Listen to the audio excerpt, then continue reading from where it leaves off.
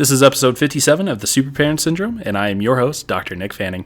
Sit back, relax, and let's listen to all about float tanks. Thanks. Parenting in the 21st century is ever evolving, and while you balance work, kids, and your sanity, it's easy to feel discouraged.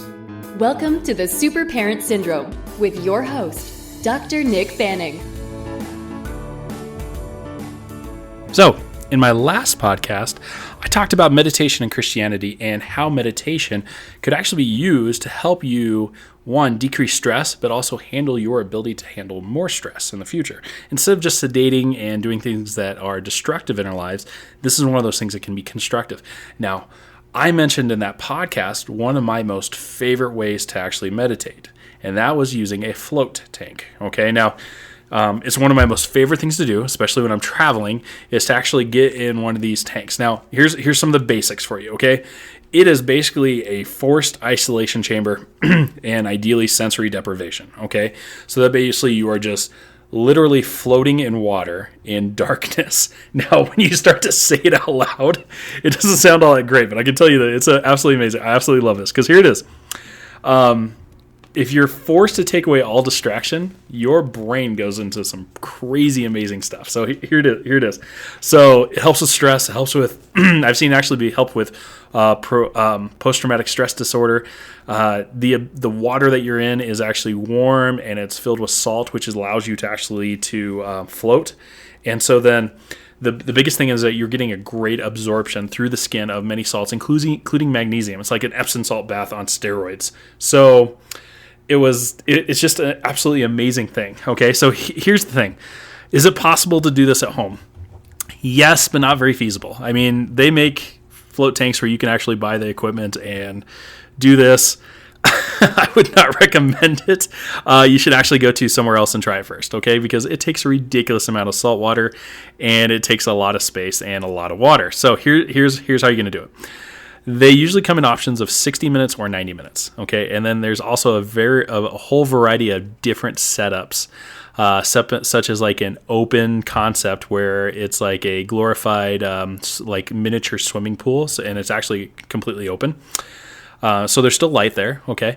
They have big chambers, so it's like this little thing where you can shut the door on, and it's huge, and there can be a light in there if you want it or not, and it's not very constrictive at all. And then you also have these smaller chambers, okay, which are a little bit more darker, not typically a light in there, and it's just a lot of, it's just the whole purpose is to deprive you of any kind of things going on. So here's the thing.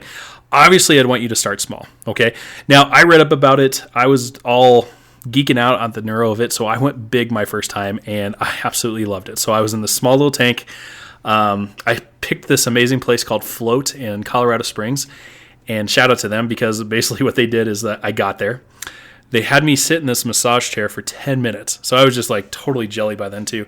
You'd then take a shower in your own private room. Okay, and in that private room, you go from the shower and you go right into this tank. Okay, and the water is warm, it's comfortable, it's quiet, it's so peaceful, and I soaked there for a solid hour. And then you get out, you shower, you primp up, and then you go. Okay, most places have teas and waters and the whole 9 yards, because it's supposed to be an experience of just rest and relaxation.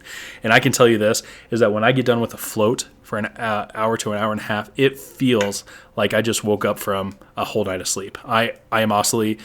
Sometimes the first time I did, I was like, man, I feel like I'm vibrating.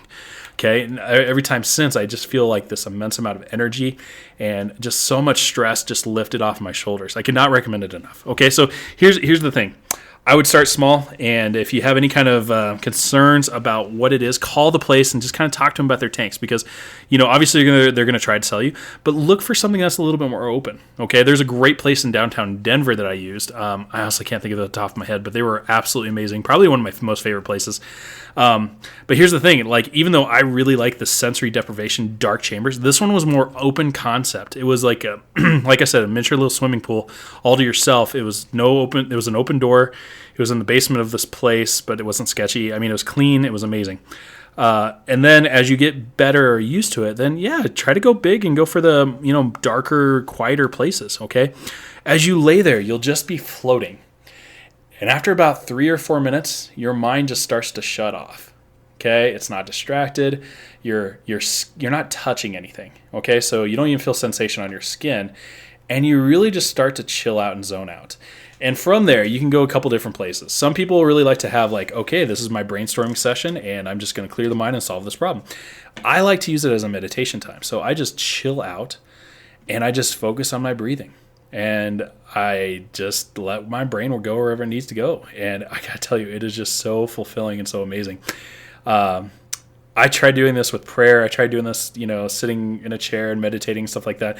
It works. It works great. But when you actually do something like this, it's like taking it up a notch. And I can tell you that most places have memberships or things like that to actually make it quite affordable.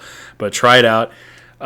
If you do, I challenge you to actually post on the Facebook page over Super Parent Syndrome and post your thoughts and takeaways from it. If you think I'm a total quack and you hated it, post that too. If you loved it, post it too, because I know there's going to be people that are really curious about this.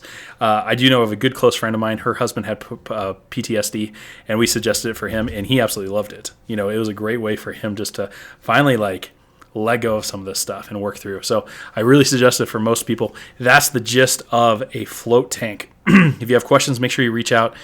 I want to make sure that I'm providing you with ways to take things up a notch on a regular basis.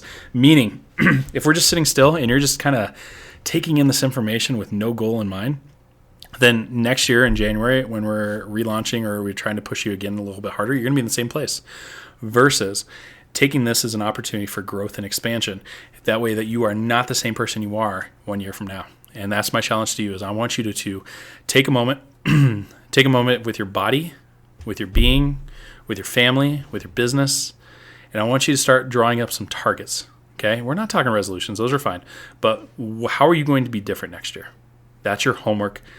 Otherwise, try a float tank, because I think it's just an amazing experience. I don't think you're going to be disappointed. And best wishes to you folks. All right. This is Dr. Nick signing off. Thanks for listening to another episode of the Super Parent Syndrome. Please be sure to visit peptalksforparents.com for more content and our free newsletter. And remember, you are not alone.